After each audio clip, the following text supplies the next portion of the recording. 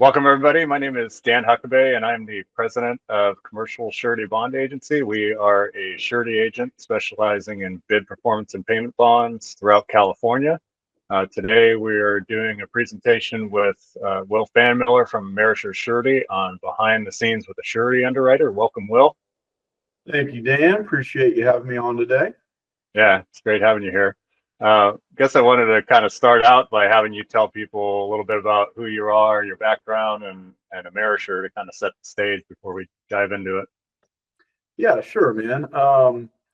Give you a quick rundown of just my background and general experience. I started in the industry coming up on 20 years ago and kind of cut my teeth with Liberty Mutual Surety, where I was an underwriter in kind of their small contractor division, but we handle contractors all the way up to like 20 million in revenue in that range and below. And that kind of encompassed the first 5 or so years of my career. And then I had the opportunity to join Swiss Re Surety and worked there for a better part of 10 years. And we still worked with that 20 million and under segment, but definitely had an expanded appetite and worked with contractors really all the way up to 100 million and beyond range. And then a team of us went to join Amerisure Surety a little over 3 years ago. And similar kind of capacity and appetite where we handle all kinds, all sizes of contract surety business, some of the smaller $2, $3, $5 million companies, all the way up to some of our largest accounts are in the several $100 million revenue range. So just a quick synopsis kind of my background. And then as far as Amerisure Surety goes, and just a little bit of a explanation of how we do things. We're a little bit unique to where we have a very exclusive limited distribution plant, which means we are only appointed with 27 surety agents across the country. And to kind of put that in perspective, it's typical that surety companies might have 30 plus appointments per marketplace alone. So take Southern California, for instance. I bet a vast majority of surety companies doing business in that area appointed with a lot of agents. So the main reasoning behind that for us is we really focus on partnering with professional surety agents, and we always say that a professional surety agent really positively impacts the underwriting process, and we appreciate that focused partnership not only with the agent, but it just enhances the underwriting process in general. So just a kind of quick synopsis of how we approach the business. Yeah, that was a great rundown, and I wanted to make sure you got to that because it points to the fact that what we're going to be talking today, you have experience kind of pretty much for everything from startup companies to companies doing several hundred million, and really what we're going to be talking today covers any contractor. It's not, it's not about being small or mid-size or large. This is kind of a pretty broad topic. So, and the topic we're going to kind of focus on, today is really to give them kind of a behind the scenes look at, how you guys think as underwriters, what you do. And specifically, you and I had kind of had some conversations leading up to this. We even tried to do a first take and decided to this is our second take of this video. And really because we decided, after looking at that first take, there was really one question that we wanted to hone in on, which is what's something you think would surprise most contractors to learn about that underwriters focus on? Yeah, sure, Dan. And like you said, it really kind of gets down to the crux of just the whole underwriting process, right? Because it can be easy to think about surety underwriting and your mind goes straight to, oh, the financial metrics and working capital and net worth and how that affects my surety capacity and my surety program. And it certainly is an important piece to the overall equation. But I think it might surprise some contractors to really understand that when we first dig into an account, we're really looking to understand the story and the why to the story. So we're super interested in a contractor's business plan and really how they look to facilitate that business plan through their organizational structure, their key personnel, their equipment management, and we really dive into what we call like the capacity piece of the underwriting equation and really like to get our arms around the organization as a whole. And then we kind of move towards the financial metrics and the numbers underwriting side of it and dovetail the plan and the organization into the financial metrics and see how that matches up and see if it fits and we kind of go from there to determine capacity and a move forward plan and hopefully a good long-term partnership. Yeah. And one of the things that I think came as I liked the way you described it, and are describing it now with the story, because I think a lot of contractors probably don't realize how big of a part that plays. And one of the things that came when you and I were talking about it, it was the story kind of breaks down to a few different parts. It's the communication between the contractor, the underwriter, and the agent, and then there's that financial piece that you just touched on that kind of has to overlap with that, but it's not purely about numbers, and it's not purely about just the communication of the story. It's those things intertwined, and then we also kind of touched on the role that the agent plays in that, because that can be a big role. And so I don't know if you want to touch on that, any of those specifically, or I think you and I had also talked about some examples that I asked you to think about, some positive and maybe some maybe not so positive examples that you could share with people, kind of that touch on those areas. Yeah, for sure, man. And I think you bring up just general communication flow. And I think that first and foremost speaks to, again, going back to having a professional surety agent involved in the underwriting process. And I know you specifically reach out to your clients on a regular basis and try to stay in touch and stay in the loop and make sure that if the contractor has any large jobs or any important business decisions or has anything remotely out of the ordinary, that you like to be looped in when those kinds of circumstances arise, so that we can again just have that transparent dialogue amongst the contractor, the agent, and the surety. And the big thing is to prevent any major surprises, right? And like I'd say that's probably one of the most important things in just the general surety underwriting process, and it just speaks to the strength of a surety relationship, is being comfortable with all of us working together and having that type of communication where anything that could potentially impact your surety program is brought up, discussed, and it's incorporated into that consistent communication, consistent dialogue amongst all the parties. So that really is one of the biggest parts of making sure that you maintain a really good, strong surety partnership. Yeah, and do you have any I don't know, any examples that come to mind of maybe situations where that played a huge role? I guess either way, positively or negatively.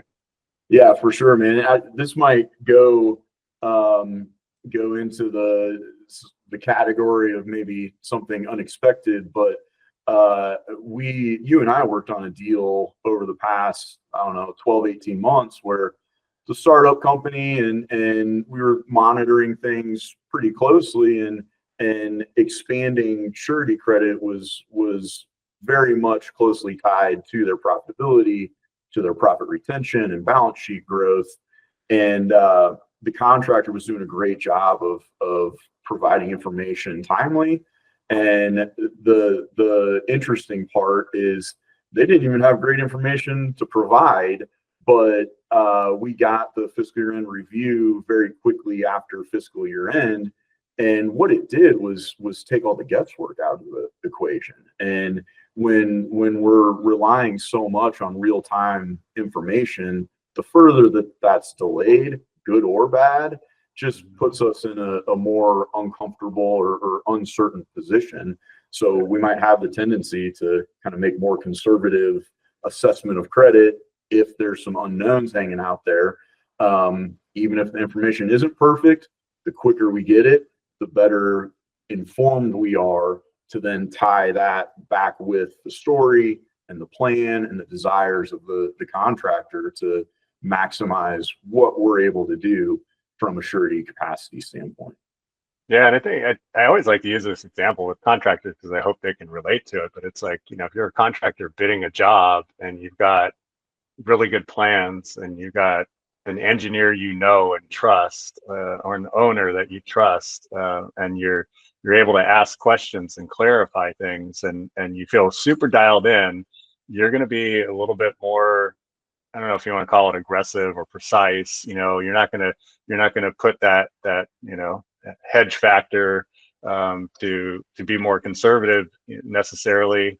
Of course, there's bidding dynamics with competition. But putting that aside, just purely based on building the project, you can go at it at a more straightforward basis. But if you have an owner that is kind of tough, that that the plans aren't great, you got to put extra margin on it, bid it differently and with less production, or various ways to protect yourself. And like the decision that you guys have to make as underwriters is really no different. If you have good information, if you know it's transparent, if it's good quality, like you're able to make better decisions. And contractors a lot of times are in the driver's seat as it comes to like the quality and timing of information that they provide. And we obviously, I always like to think of the agent and the process as like a kind of a translator, like we're trying to help, contractors understand what they need and how to bring that to the table in the format that you guys can understand and digest.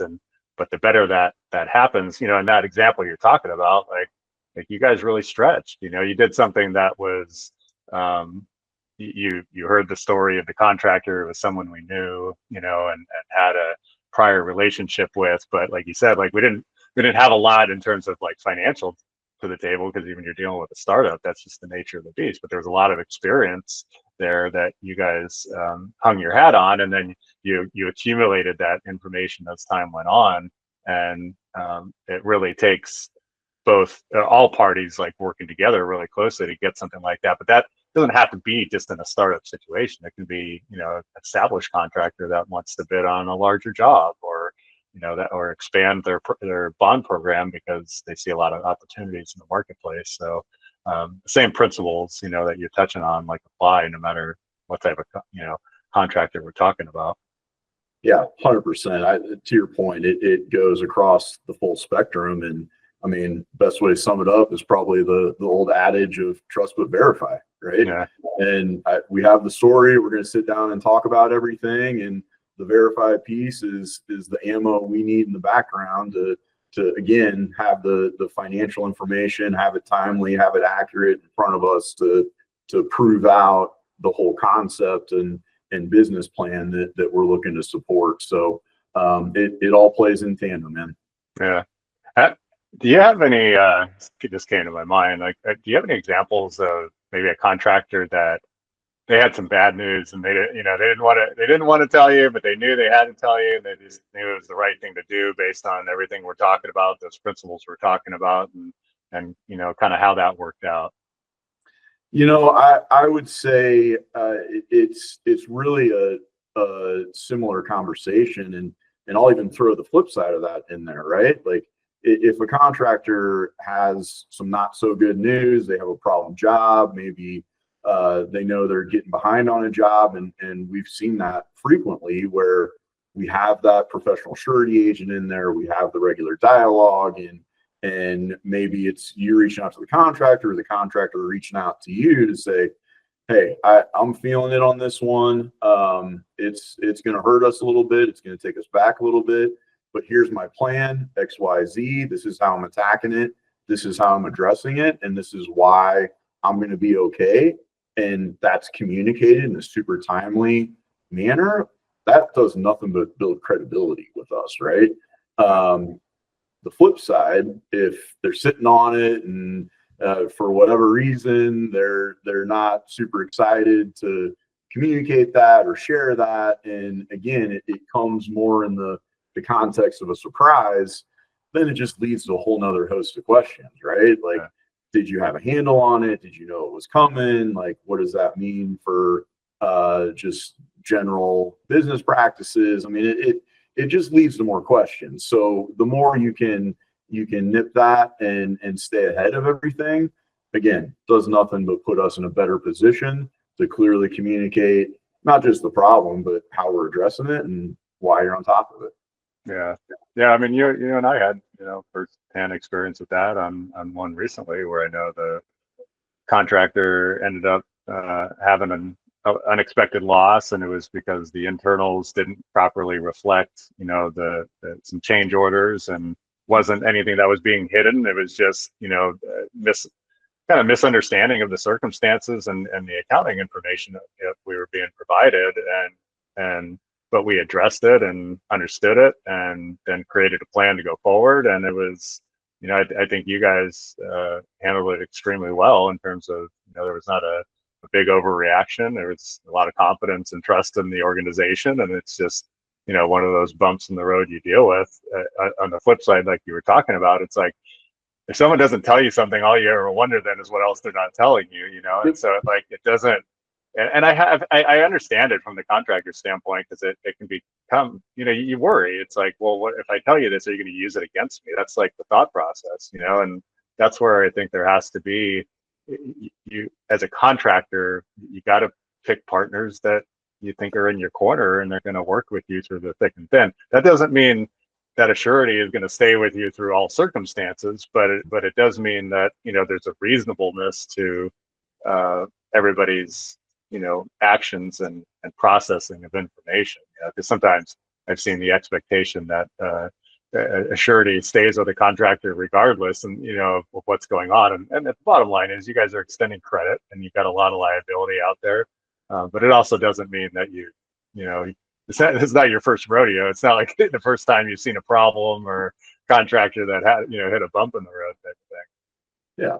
I mean, this is probably oversimplified, but if the story doesn't make sense, it doesn't make sense. The whole point of having the open dialogue, and to your point, having trusted business partners, is really having the ability to communicate effectively and work through any problems that might arise. And it gets back to the why. And hey, even though I have this bump in the road, whatever circumstance it is, here's how I'm addressing it, and here's how we're going to move forward and move past it, and why we're okay. And I mean, we work through those types of circumstances all the time, especially with a strong partnership and a good surety agent involved in the equation. You've kind of touched on what a good surety agent looks like. Can you maybe touch on, some of the, I guess, the less desirable, things you've had to deal with, from a surety agent, and why that makes it tough on your end? I mean, I would say that one of the biggest things we look for, again, we have a pretty specific idea of who we want to be working with, and one of the things we always say is we want agents that aren't afraid to have frank conversations with their contractors, and really be able to maybe tell them what they don't want to hear if it's necessary, but also just having the contractor comfortable to have conversations with the agent, everything that we're talking about, that takes a professional. And a lot of times, an agent that might not be as involved is much more concerned with rocking the boat and agreeing with the contractor versus being a trusted business partner, a trusted business consultant, and someone to really talk to when a contractor needs advice. And it can be a fine line as to kind of where that lands. But it's also just the general understanding of surety. Like, surety is a specialty niche product, right? And for an agent to really have a firm grasp of surety and why an underwriter is asking the questions that we ask, want to figure out the things we want to figure out, having a strong surety professional agent takes a lot of the mystery out of the whole surety underwriting process, right? So that's a huge piece of it as well. Yeah. Well, this has been awesome. Well, I'm sure you and I could probably keep on talking for a while. I enjoy your company, and I really appreciate you taking the time to be here today and talk through this with us. Appreciate it, Dan. Thanks for having me on, man. Awesome. Thank you. Thank you, everybody.